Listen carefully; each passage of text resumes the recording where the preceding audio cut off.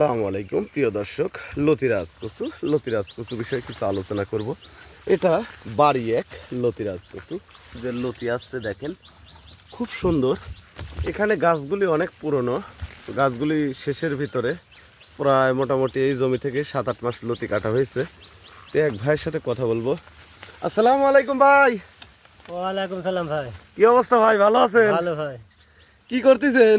এই যে লতিরাজ কচু কাটতেছি ভাই। লতিরাজ কচু কাটতেন? কি প্রতি সপ্তাহে কাটেন না মাসে এক দিন কাটেন? প্রতি সপ্তাহে। তাতে কেমন ফলন টলন বোঝা যাচ্ছে ভাই? 6 মণ 5 মণ হারে বেগাতে ওঠে।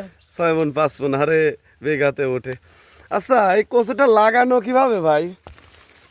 সারে দূরত্ব হচ্ছে 1 হাত 1.5 হাত, আর গাছ হচ্ছে গাছ হচ্ছে 1 হাত। 1 হাত, অর্থাৎ লাইনে 1 হাত পর পর, আর এক লাইন থেকে আরেক লাইন 1.5 হাত পর পর।